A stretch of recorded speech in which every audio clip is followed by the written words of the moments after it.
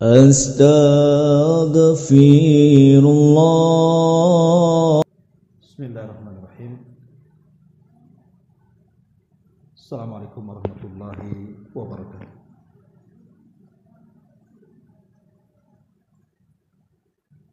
Alhamdulillah wassalatu wassalamu ala Rasulillah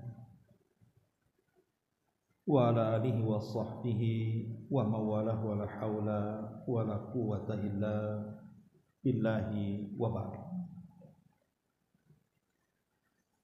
Alhamdulillah, segala puja dan puji hanya milik Allah subhanahu wa ta'ala. Salawat dan juga salam kita hadiahkan kepada Rasul kita Nabi besar Muhammad sallallahu alaihi wa ala alihi wasallam. Pembahasan di pagi hari ini kita akan membahas tentang 10 kelompok yang sangat dibenci Allah subhanahu wa ta'ala dan Allah tidak suka dengan mereka. Dan 10 kelompok ini tercantum semuanya di dalam Al-Quran. Siapa mereka? Inilah yang kita akan bahas di pagi hari ini. Ma'asyiral muslimat yang dimuliakan Allah subhanahu wa ta'ala, kita tahu bahwa kita sebagai hamba Allah subhanahu wa ta'ala berusaha untuk menjadi manusia yang dicintai Allah. Jadi bukan hanya mencintai Allah, tapi bagaimana caranya bisa dicintai Allah. Karena kalau mencintai belum tentu dicintai, tapi kalau dicintai barang tentu kita bisa mencintai. Makanya ada istilah orang Arab, asya'nu antuhab wa laysa sya'nu antuhib. Perkara itu bagaimana caranya dicintai, bukan bagaimana caranya mencintai. Karena banyak orang yang mengklaim mencintai Allah subhanahu wa ta'ala, tapi caranya salah. Akhirnya Allah pula tidak cinta dengan kita. Tapi kalau Allah subhanahu wa ta'ala cinta dengan kita, berarti cara cintanya kita kepada Allah benar. Karena Allah cinta dengan kita. Dari sini orang Arab mengatakan, kullu yadda'in waslan bil laila wal laila la tukir waslan bidaka. Terkadang banyak orang yang mengaku kekasihnya Laila, tetapi Laila pula berlepas diri dari cintanya. Di banyak orang-orang yang mengklaim cinta kepada Allah, rupanya Allah berlepas diri pula dari cinta dia. Makanya ada satu ayat kata Imam Hasan Al-Basri rahimahullahu ta'ala. Ayat ini sebagai ujian bagi kita. Ketika kita mengklaim mencintai Allah subhanahu wa ta'ala, maka Allah katakan, kul in kuntum tuhibbunallaha fattabi'uni yuhibbukumullah. Katakan ya Muhammad, kalau kalian cinta dengan Allah subhanahu wa ta'ala, maka ikuti aku. Artinya kalau kita merasa cinta kepada Allah, ikuti Nabi, baru Allah akan cinta dengan kita. Kenapa? Karena hanya Nabilah yang tahu bagaimana cara mencintai Allah. Kalau kita beristihad sendiri, melakukan sesuatu amalan-amalan yang menurut kita amalan-amalan bisa dicintai Allah, belum tentu Allah cinta dengan kita. Tetapi kalau kita mencintai Allah seperti Rasul mencintai Allah, dipastikan Allah cinta dengan kita. Kenapa? Karena Rasul tahu bagaimana cara mencintai Allah. Kenapa Rasul tahu? Karena Allah yang kasih tahu. Begini cara mencintaiku. Maka oleh Rasul diamalkan dan didakwahkan kepada kita. Ma'asyiral muslimat yang dimuliakan Allah subhanahu wa ta'ala. Maka dari sini bahwa kita ini sangat berhajat kepada kecintaan kepada Allah. Apalagi kalau seandainya Allah subhanahu wa ta'ala sampai betul-betul mencintai kita. Ingat hadis Jibril yang pernah saya sampaikan di sini. Apabila Allah Subhanahu wa taala mencintai hamba-hambanya, maka yang pertama kali malaikat yang dipanggil siapa? Jibril kan. Kemudian Allah mengatakan, wahai Jibril, aku suka dengan si fulan. Kamu harus suka juga dengan si fulan. Maka Jibril pun mencintai si fulan karena Allah mencintainya. Cukup sampai di sini tidak? Jibril mengajak seluruh malaikat-malaikatnya, karena malaikat-malaikat Allah itu kan di bawah kepemimpinan. Jadi Jibril kemudian mengajak seluruh malaikat-malaikat Allah dimanapun mereka, mau di langit, mau di bumi, mau dimanapun mereka berada, agar ikut mencintai hamba yang Allah cintai. Maka semua malaikat ikut mencintai.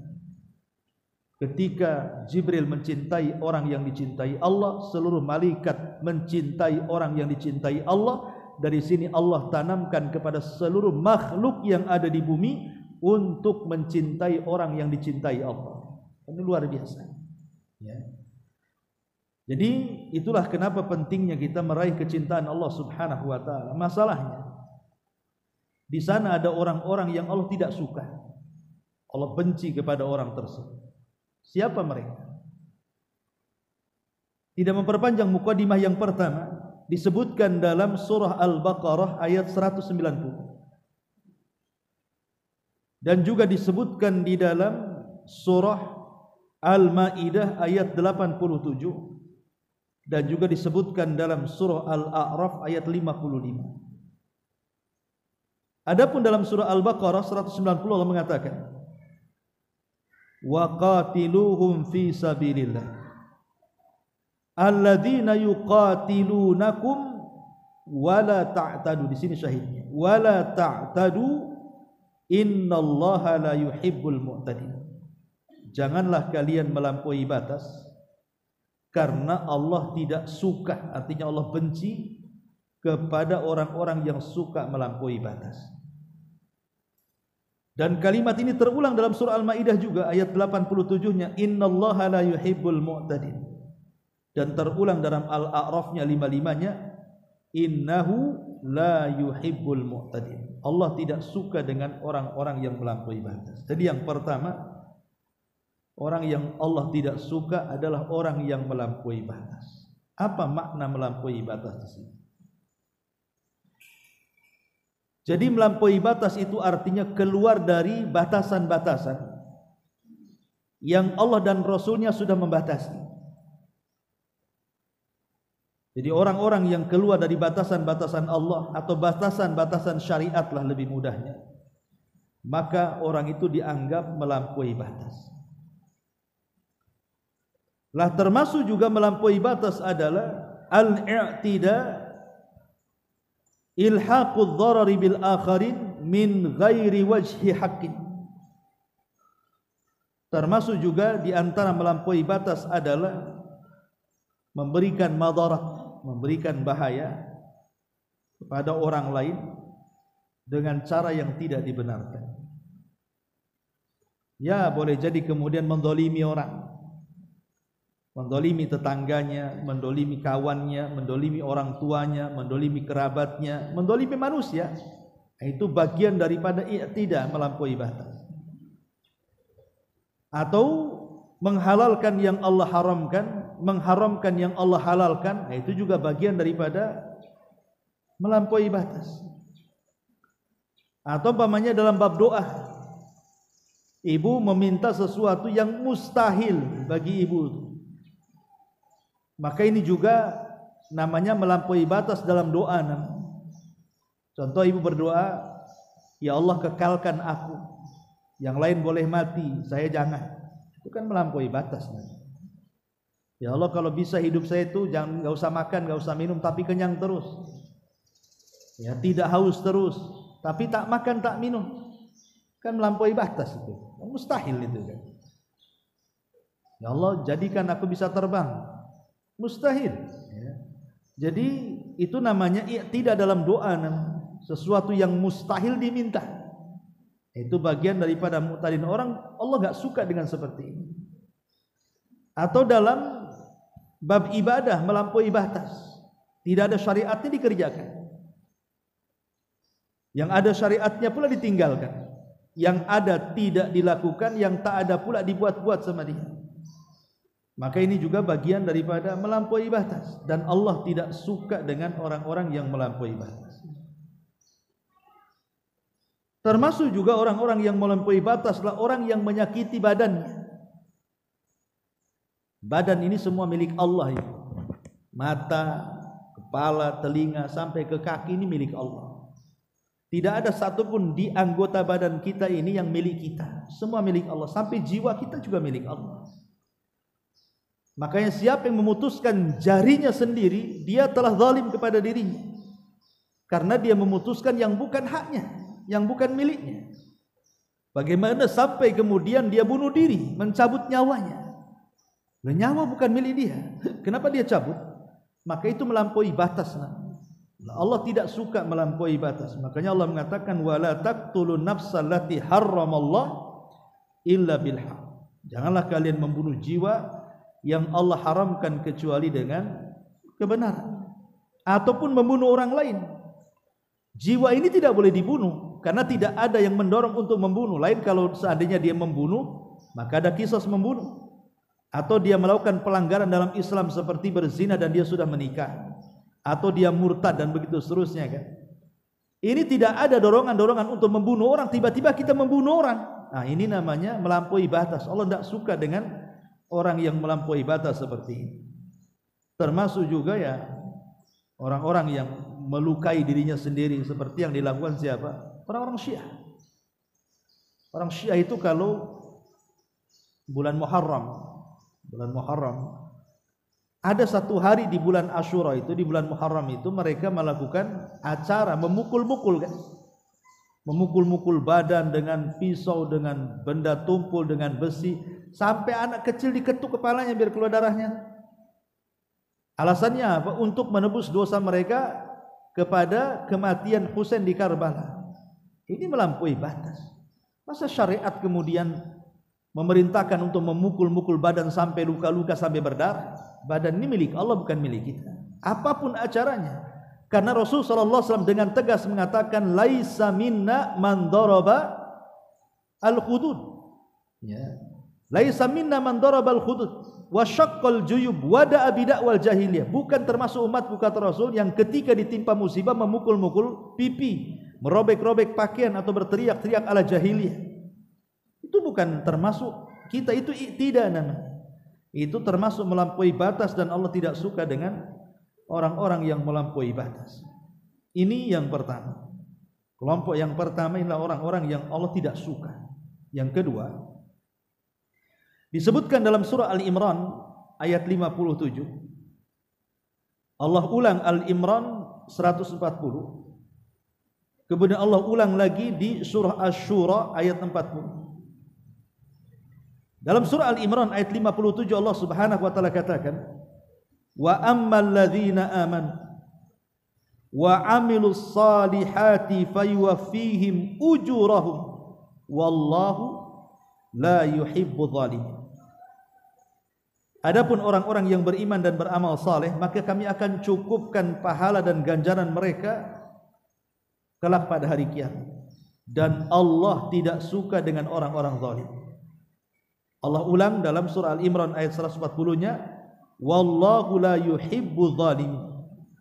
Dan Allah ulang dalam surah Asy-Syura 40-nya, innahu la yuhibbudz zalimin. Sesungguhnya Allah tidak suka dengan orang-orang zalim.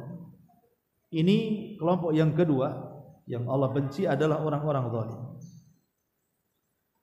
Zalim itu artinya meletakkan sesuatu bukan pada tempatnya. Kalau saya letakkan peci di kaki, berarti saya zalim kepada peci. Kenapa? Karena bukan tempatnya di kaki, tempatnya di kepala. Ibu letakkan cadar di dengkul, ibu zalim sama cadar kan?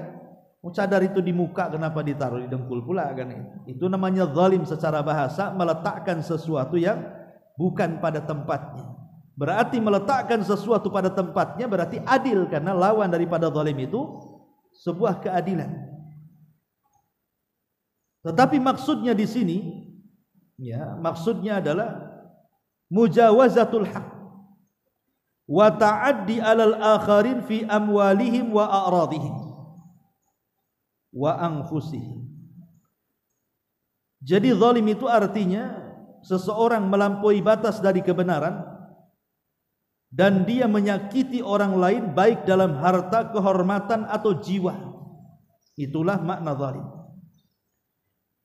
Dan zalim sendiri terbagi menjadi 3 kan, yang ma'ruf ya. Pertama, zalim seorang hamba kepada Allah Subhanahu wa taala. Zalim seorang hamba kepada Allah. Kemudian yang kedua, dan itu terbagi menjadi 2. Zalim kepada Allah ini terbagi menjadi 2 ya. Zalim kepada Allah, di mana kezaliman ini tidak mungkin diampuni oleh Allah. Dan yang kedua, zalim kepada Allah tapi Allah masih mengampuni. Kemudian yang kedua, zalim seseorang kepada orang lain. Sesama hamba Allah Subhanahu wa taala saling menzalimi. Dan yang ketiga, zalim terhadap diri sendiri. Adapun zalim kepada Allah dan Allah tidak akan mengampuni kezalimannya, itulah kesyirikan. Kalau mati di atas syirik, maka Allah tidak akan ampuni. Yang kedua, kezaliman kepada Allah tapi masih Allah berikan ampunan selama dia tidak mati dalam kondisi syirik. Kalau dia tidak mati di atas kesyirikan, ya mungkin dia mati di atas dosa-dosa besar selain syirik ya. Maka itu dibawa kehendak Allah. Kalau Allah mau ya Allah ampuni melihat dengan pahalanya yang lain. Kalau Allah tidak mau maka Allah akan azab sampai bersih dosanya. Ini yang pertama. Yang kedua, zalim kepada orang lain ma'ruf. Zalim kepada sesama makhluk seperti mengambil harta orang, membunuh jiwa orang, menyakiti hati orang, merobek kehormatan orang dengan cara ghibah, namimah dan begitu seterusnya, maka ini disebut zalim kepada manusia. Adapun zalim kepada diri sendiri, ya tadi dia tidak menjaga badannya, dia mengikuti syahwatnya. Ya seperti mamanya makan gak dijaga, sampai obesitas gitu ya, nggak bisa jalan, akhirnya malas tidur. Pokoknya kesehatan nggak pernah dijaga, kemudian juga suka-suka dia hidupnya. Nah ini zalim kepada diri sendiri namanya. Makanya kenapa diri sendiri pun punya hak sebenarnya. Punya hak. Kan manusia itu punya hak kan Bu. Pertama 1/3 untuk Rabbnya, 1/3 untuk keluarganya, dan 1/3 untuk badannya. Maka badan pun perlu istirahat, perlu rileks, ya perlu jalan dan begitu seterusnya. Ma'asyiral muslimat yang dimuliakan Allah Subhanahu wa taala. Tapi kalau kita itlakkan kalimat zalim, maksudnya zalim di sini lebih kepada menyakiti sesama hamba Allah Azza wa Jalla. Kalau dikatakan zalim biasanya ke situ arahnya. Oh si anu tuh zalim. Kenapa? Dia mengambil harta orang. Dia membunuh orang, dia mencaci maki orang, dia zalim kepada orang. Jadi istilah zalim itu biasanya diitlakkan kepada zalim yang kedua, di mana seseorang menyakiti hamba Allah yang lainnya, dan Allah tidak suka dengan mereka. Dan itu disebutkan di dalam hadis Nabi SAW, di mana Allah Subhanahu wa taala berfirman dalam hadis qudsi itu kan, inni haramtu dzulma ala nafsi wa ja'altuhu muharraman bainakum fala tadzalam. Aku haramkan kezaliman kepada diriku dan aku haramkan juga kezaliman kepada kalian dengan sesama kalian, maka janganlah kalian berlaku kezaliman, kata Allah. Maka ini yang banyak dilakukan manusia. Jadi kelompok kedua, orang-orang yang dibenci Allah adalah orang yang melakukan kezaliman, dan ini yang paling banyak dilakukan manusia zalim. Kemudian yang ketiga, sebutkan dalam surah An-Nisa ayat 36. Allah Subhanahu wa taala berfirman dalam surah An-Nisa 36, innallaha la yuhibbu man kana mukhtalan fakhur. Sesungguhnya Allah tidak suka alias benci kepada orang yang mukhtalan fakhur, orang yang sombong, orang yang ujub lagi sombong. Karena arti mukhtal di sini artinya mutakabbir. Fakhur itu artinya ujub, jadi sombong dan ujub kepada dirinya. Itu disebut mukhtalan fakhur. Itu diulang juga dalam surah Luqman ayat 18 ya. Innallaha la yuhibbu kulla mukhtalin fakhur. Dan diulang dalam surah Al-Hadid ayat 23, wallahu la yuhibbu kulla mukhtalin fakhur. Allah tidak suka dengan orang yang mukhtal, yang sombong, al-fakhur, yang ujub kepada dirinya. Ma'asyiral muslimat yang dimuliakan Allah Subhanahu wa taala. Disebutkan oleh para ulama, biasanya arti kalimat mukhtal fakhur itu biasanya kepada penampilan. Mungkin cara jalannya, mungkin ibu jalannya jalan orang sombong. Lah jalan ini sendiri, ibu berjalan kaki, itu kalau gayanya orang sombong, Bu, Allah tidak suka. Padahal hanya jalan saja, ibu nggak ngomong. Ingat kisah Malik ibn Dinar rahimahullahu ta'ala ketika menegur seorang menteri Basrah, wali pemimpin Basrah. Jadi wali Basrah ini selain daripada pemimpin daripada negeri Basrah, gubernur, ditambah-tambah dia juga adalah panglima perang. Tiba-tiba dia lewat dengan jalan membusungkan dada di depan Malik ibn Dinar, seorang ulama. Jadi Malik ibn Dinar ini menasihati dan mengatakan, wahai fulan, cara jalanmu loh seperti jalan penduduk neraka. Jangan kayak gitu. Dinasihati nih sama Malik ibn Dinar itu. Dan ingat bahwa seafdol-afdolnya jihad adalah kalimatul haq inda sultanil jair. Kita bisa menyampaikan kebenaran di hadapan pemimpin zalim. Karena risikonya kan berat. Ya, menasihati, ibu menasihati saya risikonya ringan. Coba ibu mengkritik pemerintah, bisa dipenjara kan begitu. Kalau salah-salah bisa ditangkap. Tapi begitulah memang ulama memahami bahwa seafdol-afdolnya jihad itu harus disampaikan kebenaran itu. Makanya ketika Malik ibn Dinar melihat gubernur Basrah ini jalannya sambil membusungkan dada, diingatkan. Ya. Jadi cara jalanmu loh itu jalannya penuh neraka, jangan jalan kayak gitu. Tiba-tiba kemudian wali Basrah ini mengatakan, "Ala ta'rifuni?" Kok ini siapa? Jadi orang ini tidak kenal siapa Malik ibn Dinar, dia seorang alim. Sehingga dengan sombongnya dia mengatakan, kau tidak tahu ya siapa aku? Maka Malik ibn Dinar mengatakan, bal a'rifuka haqqa ma'rifatin. Aku lebih tahu daripada kamu, katanya. Kamu sendiri tidak tahu siapa kamu, aku lebih tahu daripada kamu, katanya. Kemudian kata wali Basrah ini mengatakan, kalau begitu siapa aku? Dengan sombongnya dia mengatakan. Dikiranya Malik ibn Dinar akan mengatakan, engkau adalah gubernur Basrah, engkau adalah panglima perang. Rupanya bukan itu. Kata Malik ibn Dinar mengatakan kepada wali Basrah dan mengatakan, wahai fulan, engkau ini terlahir dari lubang najis, dan di perutmu penuh dengan najis. Dan kalau engkau mati jadi bangkai dan tidak dikuburkan, maka engkau seperti najis dan tidak ada orang yang berani mendekatmu. Langsung terdiam tuh, ya, wali Basrah ini, sampai akhirnya dia pun di ujung cerita mengatakan, al-an araftuni. Nah, sekarang aku tahu siapa aku, katanya. Dia mengakui gitu ya.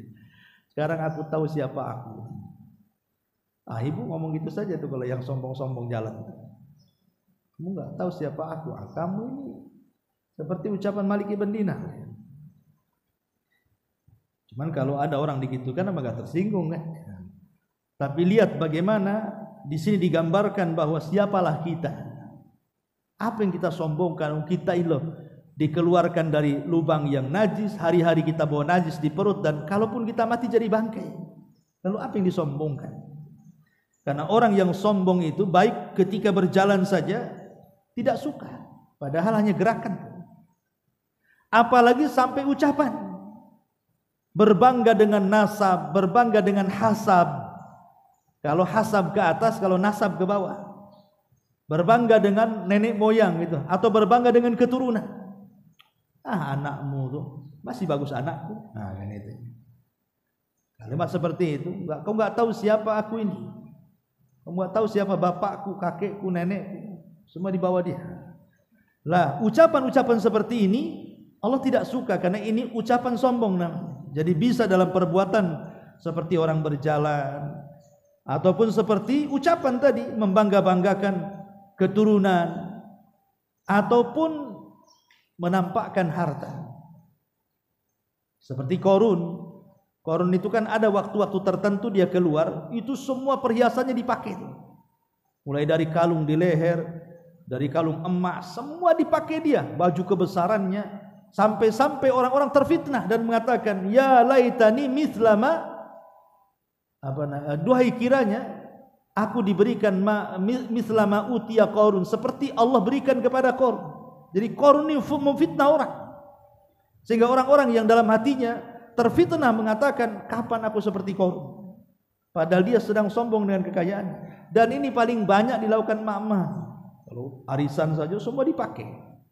Gelangnya, antingnya, tasnya, merek brandednya semua dipakai. Maksudnya apa kan itu? Sampai ada dulu viral kan, habis dari umroh itu semua dari atas kepala sampai kaki itu warnanya kuning semua kayak wayang. Kan ada orang yang gitu. Apa maksudnya kalau tidak sombong dengan kekayaan? Nah, ini juga Allah tidak suka dengan orang-orang yang seperti ini, menampakkan kekayaan. Atau mungkin tidak dengan itu, tetapi dengan cara isyarat, merendahkan orang. Ya, mungkin dengan tangannya begini, ada orang merendahkan orang. Ya, atau dengan isyarat matanya, gitu ya. Yang intinya isyarat mata, isyarat tangan atau isyarat kepala, intinya isyarat itu untuk merendahkan orang. Nah, ini Allah tidak suka karena ini menunjukkan sombong. Sombong itu kan artinya menolak kebenaran dan merendahkan orang, kata Nabi. Al-kibru batrul haq wa ghamdu an-nas, kata Rasul. Sombong itu menolak kebenaran dan merendahkan manusia. Atau merasa dia memiliki sesuatu orang tidak punya, harusnya kan bersyukur gitu. Ini tidak sombong. Dia aja tidak punya apa yang saya punya. Jadi ada orang yang kemudian menyombongkan terhadap apa yang ada pada dirinya untuk menghina orang lain. Jadi ini pun orang-orang yang tidak disukai, namanya mukhtal fakhur namanya. Ini kelompok yang ketiga. Kelompok yang keempat disebutkan dalam surah Al-Maidah ayat 64 dan diulang dalam surah Al-Qasas ayat 77. Allah Subhanahu wa taala berfirman, "Kullama auqadun nara lil harbi atfa'aha Allah wa yas'au fil ardi fasada. Wallahu la yuhibbu al-mufsidin." Setiap kali mereka menyalakan api permusuhan, maka Allah akan padamkan. Dan mereka berusaha untuk melakukan kerusakan di bumi, dan Allah tidak suka dengan orang-orang yang melakukan kerusakan. Dan diulang dalam surah Al-Qasas 77, "Innallaha la yuhibbul mufsidin." Allah tidak suka dengan orang yang membuat kerusakan. Jadi kelompok yang keempat yang Allah tidak suka adalah orang yang melakukan kerusakan. Siapa orang yang melakukan kerusakan dan apa yang dimaksud kerusakan di sini? Al-mufsidun dalam bahasa Arab itu artinya diddu anil istiqamati ila diddiha. Al-fasad huwa al-udulu anil istiqamati ila diddiha wa huwa salah. Jadi arti orang yang melakukan kerusakan lawan daripada orang yang memperbaiki. Jadi ada orang yang merusak, ada orang yang memperbaiki. Dan Allah tidak suka dengan orang yang merusak, dan Allah suka dengan yang memperbaiki. Dan kita tahu bahwa sebesar-besarnya kerusakan apa? Syirik. Sebesar-besarnya kerusakan adalah syirik, karena tidak ada dosa yang lebih lebih rusak dibandingkan syirik. Kemudian setelah syirik itu ada di bawahnya yang disebut dengan as-sab'ul mubiqah, 7 dosa yang menghancurkan. Itu di bawah syirik. Seperti sihir, kemudian membunuh jiwa, memakan riba, memakan harta anak yatim, lari dari peperangan, menuduh wanita baik-baik berzina. Nah, ini namanya disebut dosa-dosa di bawah kesyirikan yang lebih bahaya gitu ya, karena dimasukkan dalam konteks sab'u mubiqat namanya, 7 perkara yang membinasakan dan semuanya merusak ya, karena syirik ini membawa kerusakan. Lihat bencana-bencana yang ditimbulkan oleh Allah Subhanahu wa taala itu disebabkan karena ulah tangan kita durhaka dengan Allah Azza wa Jalla, maka timbul musibah. Ataupun dosa-dosa tadi itu semua adalah orang-orang yang melakukan kerusakan. Memakan harta anak yatim itu membuat kerusakan, karena kalau kita tidak sayang dengan anak yatim, umpamanya ini lingkungan Puskopkar nih, adalah 1-2 orang anak yatim. Kemudian kita masyarakat yang ada di sini cuek, nggak peduli dengan anak yatim, dibiarin saja. Ya ndak diusap kepalanya, ya ndak disedekahkan, ya ndak, pokoknya dibiarkan. Maka anak yatim ini kalau tumbuh besar, Bu, bisa dendam sama ibu. Bisa dendam dia, karena tidak merasa dirawat oleh kita di situ. Makanya dia akan besar menjadi anak yang jahat dan akan membuat kerusakan jadinya kan. Makanya kenapa kemudian memakan harta anak yatim itu bagian daripada orang yang membuat kerusakan. Nah, ini Allah tidak suka. Atau memakan riba, karena riba ini kan menghancurkan ekonomi, menghancurkan kita, menghancurkan keluarga, menghancurkan masyarakat gitu. Berarti orang yang makan riba ini membuat kerusakan, Allah tidak suka. Termasuk juga lari dari peperangan yang mengakibatkan kekalahan perang. Kalau kekalahan perang kan musuh akan menjajah kita jadinya. Dan ini tidak secara langsung membuat kerusakan. Atau orang yang suka membuat fitnah, menuduh orang dan begitu seterusnya, itu hakikatnya telah membuat kerusakan. Ini yang keempat. Yang kelima, di antara orang-orang yang Allah tidak suka adalah disebutkan dalam surah Ar-Rum ayat 45. Liyazziyal ladina amanu wa amilus salihat min fadli innahu la yuhibbul kafirin. Agar Allah membalas orang-orang yang beriman dan beramal saleh dari karunia-Nya, dan sesungguhnya Allah tidak suka dengan orang-orang kafir. Ini yang kelima, Allah tidak suka dan Allah benci dengan orang kafir. Dan kekufuran atau kekafiran itu lawan daripada iman. Artinya kekafiran itu bisa dalam bentuk ucapan, bisa dalam bentuk perbuatan, bisa dalam bentuk keyakinan. Dan yang paling banyak di masyarakat ini yang terjerumus kepada kekafiran apa? Ucapan. Itu paling banyak. Dan saya pernah bahaskan, ucapan-ucapan yang kita ucapkan tanpa sadar rupanya mengakibatkan keluarnya kita dari Islam atau kekafiran. Contoh saja seperti umpamanya menganggap Islam ini tidak sempurna. Menganggap Islam ini tidak sempurna dengan mengatakan bahwa hukum selain hukum daripada hukum Allah itu lebih baik dibandingkan hukum Allah. Atau memberikan keleluasaan kepada hukum selain daripada Allah disejajarkan dengan hukum Allah. Nah, ini kan atau menghalalkan yang diharamkan Allah atau sebaliknya. Nah, ini kan namanya menghalalkan yang diharamkan, ini bisa kufur kalimat ini. Yang sering saya contohkan, umpamanya ibu tidak mabuk, ditawari minuman keras sama kawannya. Ibu ngomong begini, saya sih tidak mabuk, kalau kau mabuk ambil aja lah minum. Harusnya kan jangan begitu ngomongnya. Kenapa saya tidak mabuk? Haram. Kamu pun jangan minum, haram. Harusnya begitu. Ini enggak, saya tidak minum, kalau kau mau minum, minum saja. Itu sama dengan menghalalkan namanya. Memang dia tidak halalkan kepada dirinya, tapi dia menghalalkan kepada orang kan. Maka hati-hati kalau ngomong begitu. Yang haram tetap haram, dari mulai diharamkan sampai kiamat. Ya, kadang-kadang ada ucapan-ucapan itu terkadang tanpa sadar bisa kufur orang.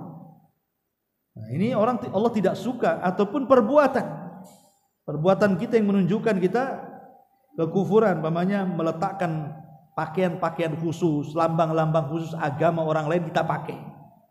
Nggak boleh. Beli kalung, ibu orang muslim, kok kalungnya kalung salib? Ya, kalau seorang muslim ya kalung yang benar lah kan begitu.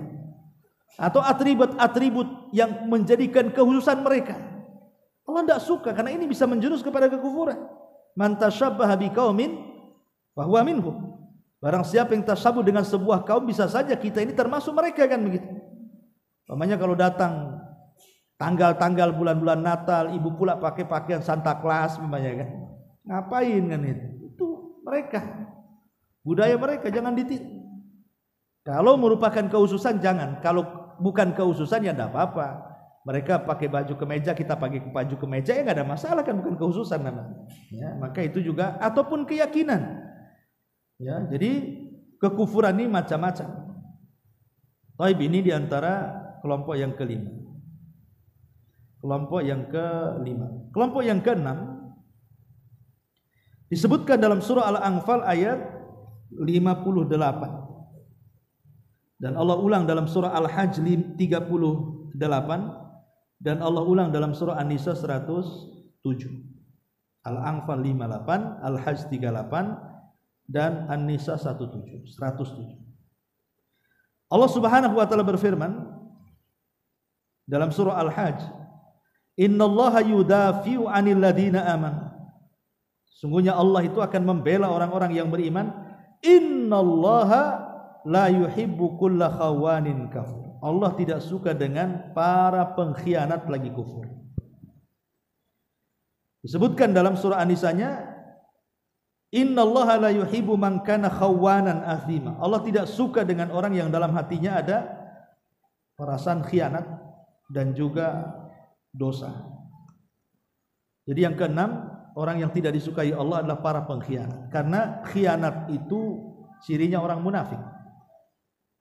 Idza wa'ada akhlafa. Kalau menjanjikan sesuatu maka dia menyelisihi. Wa idza tumina khana. Kalau dipercayakan dia khianat. Lah khianat ini kan macam-macam, Bu. Jadi khianat ini ada namanya khianat dalam akidah. Seperti ibu membatalkan keislaman ibu dengan pembatal-pembatal Islam, itu mengkhianati Islam. Dan ada orang yang sudah Islam, murtad dia, itu mengkhianati Islam. Hanya faktor pernikahan, hanya faktor beda agama, akhirnya dia memilih pula loncat agama. Ini berkhianat kepada Islam dalam bab akidah namanya. Dan ini banyak di Batam ini orang yang murtad hanya gara-gara ekonomi. Dia berkhianat kepada agamanya. Kemudian juga ada khianat kepada a'raf, kepada kehormatan orang.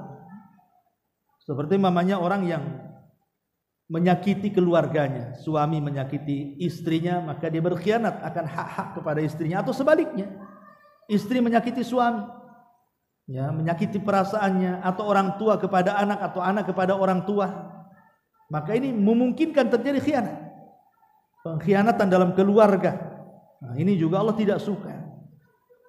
Termasuk juga khianat kepada umumnya kaum muslimin. Boleh jadi mungkin dalam bab harta, dititipi barang, bukannya dijaga malah dihilangkan. Dititipi harta, bukannya dijaga malah diambil. Dititipi jabatan, bukannya amanah malah khianat dengan jabatannya. Dan begitu seterusnya. Lah Allah tidak suka dengan para pengkhianat seperti, dan bab khianat ini kan umum, ya, masuk kepada semua lini dalam kehidupan. Ini yang nomor 6. Yang nomor 7 sebutkan dalam surah Al-An'am ayat 141. Allah Subhanahu wa taala berfirman, la tusrifu innahu la yuhibbul musrifin. Janganlah kalian israf. Israf itu berlebihan, mubazir, ya. Orang yang suka memubazirkan sesuatu itu disebut israf. Karena Allah tidak suka dengan orang-orang yang melampaui. Kalimat israf ini disebutkan para ulama adalah sama dengan al-mu'tadun, melampaui batas. Seperti ada bahasa dalam hadis itu asrafa ala nafsihi.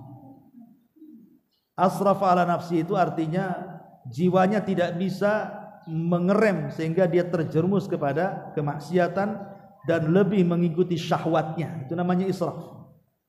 Orang yang terkalahkan dengan syahwatnya dan semua syahwatnya dituruti, itu namanya israf dalam bahasa Arab. Ibu ke pasar, sebenarnya tidak ada niat beli baju, tapi ketika melihat baju bagus, pengen, harus dibeli. Bagaimana caranya? Ya, habis dibeli menyesal, kenapa aku beli gitu. Ya, pengen barang ini, pengen barang itu. Itulah penyakit orang kalau sudah suka nonton Tokopedia. Pengen ini, pengen itu. Ya, bukan hanya ditonton, kepengen dan betul diupayakan gitu ya. Nah, itu namanya dalam bahasa namanya israf, Bu. Dalam bahasa pokoknya keinginan syahwat supaya diikuti dan dimiliki dan dikejar, itulah namanya israf. Allah tidak suka dengan orang-orang seperti ini. Makanya tahan, Bu, kalau ada keinginan sesuatu tahan dulu. Karena siapa tahu setelah kita beli menyesal kita jadinya. Kan banyak ibu membeli barang yang dalam pikiran sebelum dibeli itu enak juga kalau punya barang ini. Setelah dibeli hanya dipakai 1-2 hari rupanya nganggur. Sementara ibu habis itu beli barang itu. Menyesal akhirnya kan. Lah terkadang hal-hal yang seperti ini penyesalan datang di belakang. Itu gara-gara israf tuh. Makanya di zaman Abdullah ibn Umar radhiyallahu anhu, Umar bin Khattab radhiyallahu anhu menegur orang yang selalu membeli daging. Jadi ditanya, kamu dari mana? Saya dari pasar.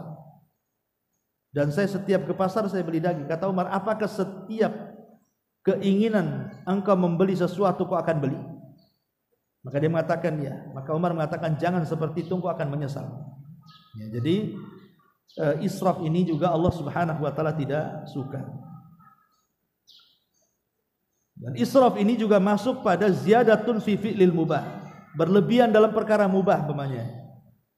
Ibu masak-masak dengan tetangga, masak-masak dengan kawan itu kan boleh-boleh saja, perkara mubah kan.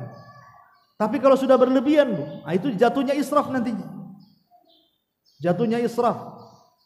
Sudah berlebihan, waktu berlebih, akhirnya enggak keramut suaminya, anak-anaknya enggak kerawat lagi gara-gara ibu senang-senang dengan kawan-kawannya kan. Itu kan perkara mubah.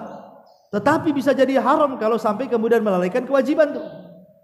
Atau mungkin bapak-bapak sepak bola, bulu tangkis atau olahraga, kalau sampai kemudian akhirnya sholatnya diakhir-akhirkan, perkara mubah itu bisa jadi israf dan bisa jadi haram tuh. Dan Allah tidak suka dengan orang-orang yang seperti ini. Ini yang ketujuh. Yang kedelapan, Allah Subhanahu wa taala sebutkan dalam surah An-Nahl ayat 23. La jarama annallaha ya'lamu ma yusirruna wa ma yu'linun. Innahu la yuhibbul mustakbirin. Sungguhnya Allah tidak suka dengan orang-orang yang sombong. Kalau tadi kan kalimatnya mukhtal fakhur. Ini secara langsung Allah mengatakan al-mustakbirin, orang-orang yang istikbah, orang-orang yang merasa besar diri, merasa sombong diri. Ataupun dengan kata lain sombong.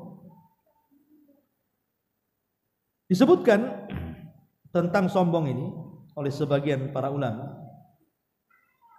Ada 3 perkara sombong itu. Pertama, sombong kepada Allah. Dan ini adalah sebahaya-bahayanya orang sombong.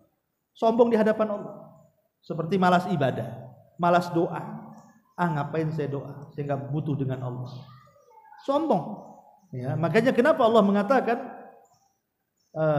ud'uni astajib lakum innal ladzina yastakbiruna an ibadati sayadkhuluna jahannama dakhirin. Orang-orang yang mereka merasa sombong, tidak mau berdoa kepadaku, kami akan masukkan ke neraka dan dihinakan ketika di neraka itu. Jadi ada orang-orang yang tidak mau berdoa. Nah, ini sombong kepada Allah Azza wa Jalla, soal tidak berhajat kepada Allah. Ini bahaya, ini yang pertama. Allah tidak suka dengan orang-orang seperti ini. Yang kedua, sombong kepada Nabi, tidak mau mengikuti syariatnya. Diperintahkan A, dia melakukan B. Diperintahkan B, melakukan C. Tidak nurut, sombong dengan Nabi SAW. Yang diperintahkan tidak dilakukan, yang tidak diperintahkan pula dibuat-buat sama dia. Sombong dia. Tidak menurut kepada Allah Azza wa Jalla. Ini bahaya. karena jatuh kepada perbuatan bid'ah. Kemudian yang nomor 3, sombong kepada hamba Allah yang lain. Ya tadi, yang merendahkan orang, sombong dengan kekayaannya, sombong dengan jabatannya, sombong dengan kecantikan, ketampanan, dengan nasab, dengan hasab, dengan dan yang lain. Ya. Tetapi sesombong-sombongnya orang sombong, Bu, adalah orang yang tidak ada yang disombongkan, dia sombong. Nah, itu paling payah. Tidak ada kalau orang kaya ya dia sombong, ada yang disombongkan kekayaannya. Para pejabat sombong, ada yang disombongkan dengan jabatannya. Orang cantik, orang ganteng, ada yang disombongkan dengan kecantikan dan dengan kegantengannya. Tapi ada yang lebih sombong, tidak ada pendorong sombong, dia sombong. Orang miskin, sudah miskin, jelek lagi, ya, tidak ada jabatan pula kan gitu. Apa yang disombongkan orang kayak gini? Sudah jelek, tidak cantik, tidak ganteng, miskin lagi, tiba-tiba sombong, setinggi langit pula kayak dewa. Nah, ini sesombong-sombongnya orang sombong. Nah, Allah Subhanahu wa taala tidak suka dengan yang seperti ini. Kemudian yang nomor 9 disebutkan dalam surah Al-Qasas ayat 76. Allah Subhanahu wa taala mengatakan ketika bicara tentang Qarun, kisah Qarun, inna Qaruna kana min qaumi Musa fabagha alaihi wa atainahu minal kunuzi ma inna mafatihahu latanu bil usbati ulil quwwati idh qala lahu qaumuhu la tafrah innallaha la yuhibbul farihin. Sesungguhnya Qarun itu bagian daripada kaumnya Nabi Musa. Dia pun melampaui batas dan kami berikan banyak pembendaharaan kekayaan sampai kunci-kuncinya yang membawa itu orang-orang kuat. Kemudian dinasihatilah Qarun oleh kaumnya yang baik. La tafrah, Qarun, jangan kau senang hati dengan kekayaan. Innallaha la yuhibbul farihin, karena Allah tidak suka dengan orang-orang yang senang hati. Maksudnya yang keenam ini adalah orang yang senang di atas kemaksiatan, alias istidraj. Allah tidak suka. Ada orang yang tidak sholat tapi kok kaya terus. Sekali dia sholat jatuh miskin pula. Wah, gara-gara sholat saya miskin. Akhirnya kan begitu. Dulu sebelum hijrah lancar-lancar saja usaha. Habis hijrah kolep usahanya. Gara-gara ikut kajian Nurul Hidayah ini saya susah jadinya. Jadi ada orang-orang yang seperti itu, merasa bahwa bahagia di atas maksiat gitu. Jadi itu namanya istidraj. Allah tidak suka dengan istidraj. Istidraj itu artinya Allah beri, tetapi di atas kemaksiatan dia kepada Allah. Maka kesenangan dia Allah tidak suka. Ini yang nomor 9 dan yang terakhir sebutkan dalam surah An-Nisa ayat 147. La yuhibbullahul jahra bis-su' minal qawli illa man dhulim wa kana Allahu sami'an 'alima. Jadi Allah tidak suka dengan orang-orang yang al-jahra, terang-terangan mengucapkan kalimat buruk. Terang-terangan mengucapkan kalimat buruk kecuali dia di pihak yang dizalimi. Kecuali dia di pihak yang menzalimi, maka boleh-boleh saja. Umpamanya dia mendoakan doa buruk kepada orang yang zalim kepada dia, tidak apa-apa karena dia di pihak dizalimi kan? Atau menggibah orang yang menzaliminya. Tapi kalau bukan di pihak orang yang dizalimi, maka Allah tidak suka kita ini mengucapkan kalimat kotor, mengucapkan kalimat-kalimat yang tidak bagus untuk diucapkan, seperti melaknat, mencaci, memaki, merendahkan, menghinakan, terang-terangan ngomong. Nah, Allah tidak suka. Ya, ini juga di antara 10 perkara yang nomor 10 tentang orang-orang yang dibenci. Termasuk mujahir ini adalah hadis Nabi SAW mengatakan kullu ummatin mu'afan illal mujahirin. Semua umatku akan dimaafkan kecuali orang-orang yang terang-terangan. Dan orang yang terang-terangan kata Rasul adalah orang yang di malam hari dia bermaksiat dan Allah tutupi, di siang hari pula dia ceritakan kepada orang. Atau di siang hari dia bermaksiat sudah Allah tutupi aibnya, di malam hari pula dia ceritakan. Ya, jadi termasuk juga orang Allah tidak suka dengan orang-orang yang menceritakan aibnya sendiri. Kamu nggak tahu ya, dulu saya ini mantan itu. Sudah Bu, kalau ibu sudah hijrah, udah pakai baju syar'i, apalagi pakai kaos kaki, sudah tutup pakai cadar, mungkin di antara kita ada yang dulunya mantan ini mantan itu. Jangan cerita mantan-mantan. Taunya orang itu ibu orang baik. Nah, selesai. Jangan diceritakan, apalagi tampakkan tatonya. Tengok punggung saya ini tato semua. Ngapain kan? Oh iya, ibu dulu tukang tato ya. Iya, dulu saya tukang tato, nato orang lagi malah. Nah, ini kan menceritakan aib diri sendiri, itu termasuk juga Allah tidak suka. Nah, ini masuk pada mujahirah namanya. Pada poin yang ke-10. Wallahu a'lam. Ini di antara 10 orang yang disebutkan dalam Al-Quran, la yuhibbuhumullahu azza wa jalla. Allah tidak suka dengan mereka. Taib sampai di sini. Oh ya, sudah jam 9 ya. Katanya mau ada acara kan? Hah? Jam 10 acaranya, masih bisa buka tanya jawab. Oke.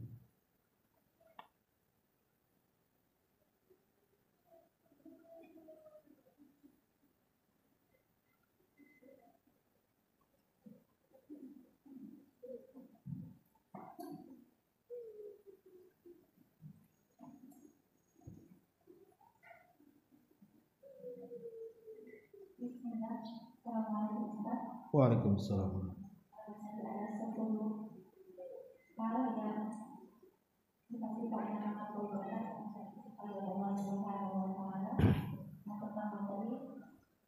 Orang yang zalim, yang menyesatkan, yang pertama tadi memberikan kepada orang lain, yang kedua orang yang zalim, yang ketiga yaitu orang yang sombong.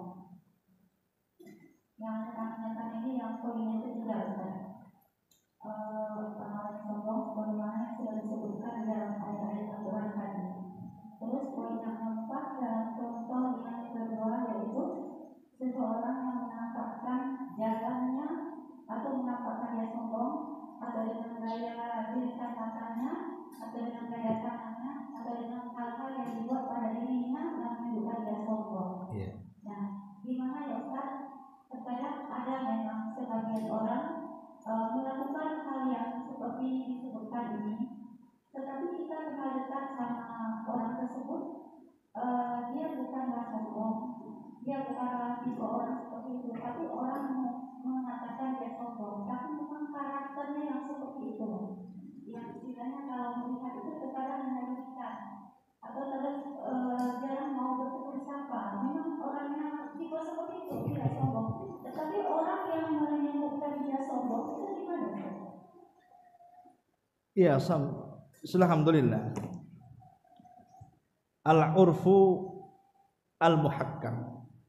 Terkadang sebuah adat itu bisa dijadikan sebuah hukum.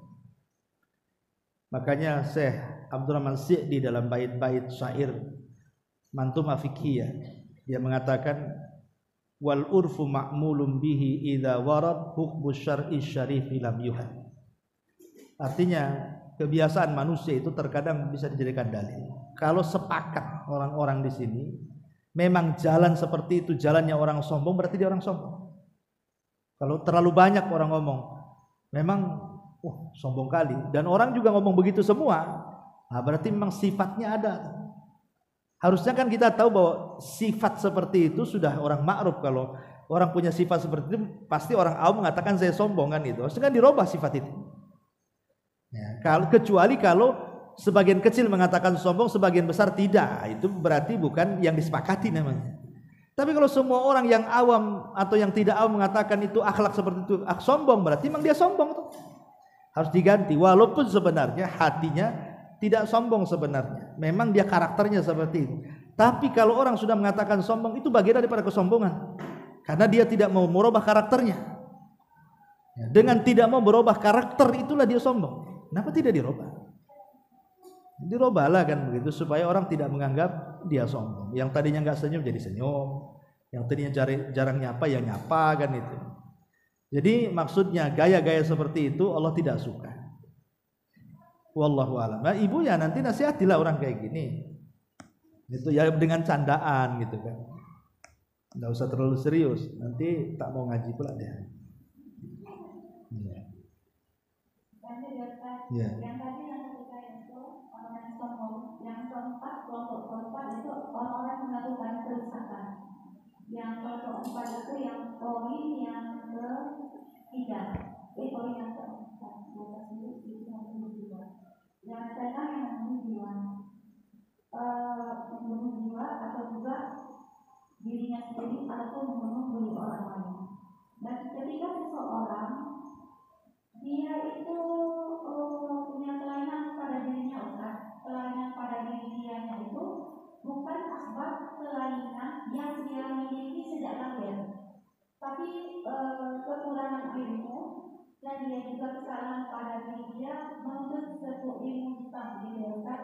Terus ketika sudah merasuk pada dirinya ilmu tersebut dan orang tuanya itu sudah berusaha mengeluarkan, menampilkan kesalahan-kesalahannya, kalau Allah tidak bisa keluar lagi.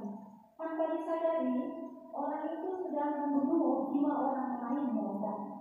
Nah, ketika dia membunuh jiwa orang lain, ditanyakan pada dirinya, kenapa kamu membunuh? Katanya, kalau aku tidak membunuh orang itu akan membunuh keluargaku, termasuk bapak orang tuaku.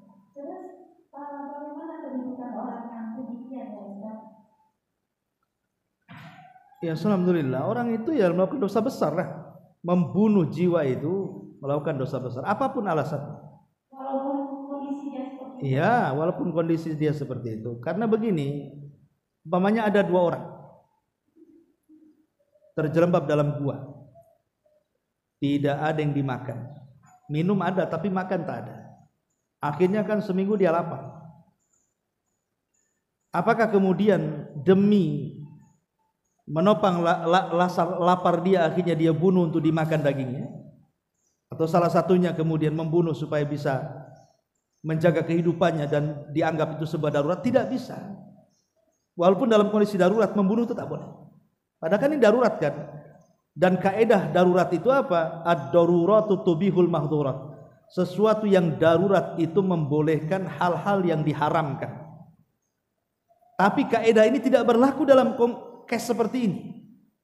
Ini kan membunuh orang halal. Kenapa? Darurat. Kalau nggak saya bunuh, saya nggak makan, saya mati.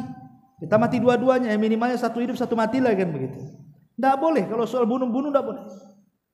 Masih lebih baik mati dua-duanya daripada salah satunya membunuh kemudian memakan salah satunya. Dalam konteks seperti ini, apalagi case-nya seperti tadi, ya, dia mempelajari ilmu sihir atau mempelajari apa gitu kan, kemudian halusinasi, rasuki jin, waswas, kemudian menumbalkan orang. Ini bukan hanya pembunuhan, bisa jatuh ke kesyirikan dengan keyakinannya. Itu sudah dosa yang tidak akan diampuni. Kalau membunuh saja masih bisa diampuni, tapi kalau membunuhnya dorongan dari sebuah keyakinan ilmu yang dipelajari, itu bisa syirik namanya. Kalau hanya bunuh saja umpamanya orang bertengkar, akhirnya marah ambil pisau tusuk, itu bunuh namanya. Itu dosa besar. Ada kisos pada hari kiamat. Tapi kalau membunuhnya sebuah keyakinan karena sebuah ajaran yang dipelajari, itu bisa syirik. Nah, ini bisa dosanya meningkat dari dosa besar menjadi dosa paling besar kan ini. Nah, dinasihati orang seperti ini. Harusnya polisi nangkap orang kayak gini karena membahayakan orang di penjara ya. Allah. Yang kelima Ustaz, yaitu kelompok yang tidak suka terima, yaitu dengan orang-orang kafir. Salah satu penjabarannya tadi yang pertama Ustaz, ucapan-ucapan yang dilarang ketika kita tahu itu haram, tetapi dia juga masih melakukannya. Seperti contohnya tadi, dia tahu mabuk-mabukan itu haram, tapi dia menyuruh orang terserah. Nah, itu terkadang sering kita jumpai hal-hal yang demikian Ustaz. Misalnya dia tidak baik berbuat seperti itu kepada orang lain, tapi dia terserah sama orang. Kalau aku sih nggak suka. Tapi dia tahu dia tidak suka, tapi dia ucapkan juga terserah kalau oke, kalau enggak, kalau aku enggak. Apa itu juga termasuk golongan yang termasuk? Itu termasuk. Kalau dia sampai menyuruh orang untuk melakukan, itu termasuk. Tapi kalau sudah dilarang, namanya Ya sebaiknya kamu jangan melakukan, tapi kalau melakukan terserahlah. Itu kan ada larangan sebelumnya. Kalau sudah melarang itu dikembalikan ke dia, tapi saya katakan itu dosa, tidak boleh. Kita jelaskan hukumnya. Kalau sudah dijelaskan hukumnya, kemudian dia masih melakukan, urusan dia. Yang saya maksudkan tadi adalah dia tidak melarang. Kalau saya tidak minum, kalau kamu mau minum ya silahkan. Itu kan tidak melarang namanya. Saya sih kalau untuk nyakitin orang itu saya tidak bisa. Tapi kalau mau nyakitin kamu aja. Nah, memang nyuruh pula. Nah ini kan masalah. Ini hati-hati ya. Tingkatan-tingkatannya lihat. Kalau sampai menghalalkan yang diharamkan ya kufur. Tapi kalau tidak sampai ya fasik saja, dosa besar saja. Lihat sampai di mana taraf ucapan orang itu. Tapi bahaya kalimat seperti itu. Karena seolah-olah membiarkan kemungkaran namanya di hadapan kita. Bahkan kita nyuruh pula dia melakukan kemungkaran. Sementara Rasul mengatakan man ra'a minkum mungkaran falyughayyir biyadihi kan, disuruhnya kita mencegah kemungkaran. Ini malah kemudian disuruh pula. Ya langsung atau tidak langsung mengatakan seperti itu kan menyuruh kemungkaran namanya. Kalau anti ya silahkan saja. Kalau saya enggak, nah itu sama aja kan gitu ya. Enggak mau ngambil risiko tapi orang lain suruh bahaya, suruh celaka. Wallahu a'lam. Yang kedua Ustaz. Ya. Yang kedua tadi yaitu orang yang suka mewajib atau dikatakan israf, yaitu keinginan syahwat yang diikutinya. Gimana dengan seseorang israf itu memang terjadi pada dirinya, tetapi dia mampu mengatasinya. Contohnya? Contohnya, dia menginginkan sesuatu sebenarnya saat ini belum pantas dia membelinya, tapi urgent. Bisa sih pakai yang lama, tetapi memang menyusahkan, menyulitkan diri sendiri. Akhirnya dia melakukan misalnya itu bukan israf itu namanya kebutuhan. Kalau dibilang urgent itu namanya kebutuhan. Israf itu kan dia tidak berhajat, dia beli. Itu apa coba? Ibu punya handphone satu, udah cukup itu belum rusak. Ingin beli lagi, udah beli ingin beli lagi, 3 di tangan ibu tuh. Ya, jadi 2 tangan handphone, 1 kaki pula pegang handphone pakai jempolnya. Lah untuk apa coba? Fungsinya sama kok. Akhirnya apa? Pusing sendiri. Aduh, saya harus isi 3 kota ini. Ini 100, 300 tiap bulan. Stres sendiri akhirnya kan. Jadi hal-hal yang maksudnya jangan membeli sesuatu yang sebenarnya kalau kita sudah beli itu manfaatnya tidak ada. Ya tapi kalau urgent, umpamanya ada kipas. Ada sih kipas tapi bising suaranya kan gitu. Enggak bisa tidur saya. Beli kipas satu lagi lah umpamanya. Nah, itu kan ada hajat namanya kan, memang kebutuhan. Tapi kalau nggak ada hajat apa masalahnya? Hanya disimpan saja. Hanya nengok, oh ini bagus juga piring gelas ini. Dibeli nggak dipakai juga atau di lemari. Nah, baru 1 minggu beli piring gelas cantik itu, rupanya ada pula debt collector lagi utang. Stres dia mau bayar, nyesel juga aku beli piring katanya kan. Nah, jadi itulah yang maksudnya israf di sini. Makanya kenapa di antara hal-hal yang dilaknat oleh Allah Subhanahu wa taala itu adalah syahwat yang muttaba. Syahwat yang selalu diikuti. Hawa nafsu yang selalu diikuti, ya itulah makanya bisa mencelakakan. Wallahu a'lam. Yang terakhir, iya. Yang terakhir ini kan yaitu sesuatu yang sudah ditutupi Allah tidak boleh membukannya kembali. Tapi terkadang kan banyak ya kita dengar Ustaz, yang katanya kan misalnya Ustaz, kapan kita boleh membicarakan itu kembali ketika kita ingin niat membangkitkan semangat orang lain. Apakah itu dibolehkan Ustaz? Boleh kita ini menceritakan kebaikan, kejelekan kita kalau hanya untuk dijadikan i'tibar. Seperti kita menceritakan sama anak kita. Tapi sebaiknya inisialnya disembunyikan. Sebaiknya inisialnya dia menceritakan dirinya sendiri, tapi orang tidak tahu sebenarnya. Ada seorang ummahat, padahal dia sedang menceritakan dirinya sebenarnya. Kalau mau dia mau ngomong saya sendiri sebenarnya kan itu. Cuman inisialnya tidak disebut. Janganlah seperti itu. Ada loh seorang umat itu begini-begini. Padahal dirinya yang cerita. Nah, itu sebaiknya kalaupun harus menceritakan keburukan jangan inisialnya disebut. Cukuplah A, B, C siapa gitu kan. Kemudian diceritakan. Ya. Ataupun tidak diceritakan secara detail. Saya ini pernah mengalami, saya ini pelaku sejarah. saya tahu apa yang kalian lakukan itu salah dan pasti kalian akan menyesal karena saya juga pernah umpamanya seperti itu. Itu kan global, disebutkan apa rinciannya gitu. Itu pun kalau ada maslahat ngomong begitu. Kalau tidak ada maslahat ngapain? Itu kesombongan aja kan itu jadinya. Wallahu alam. Ya, saya kira cukup. Ada 9:15. Subhanallah wa bihamdika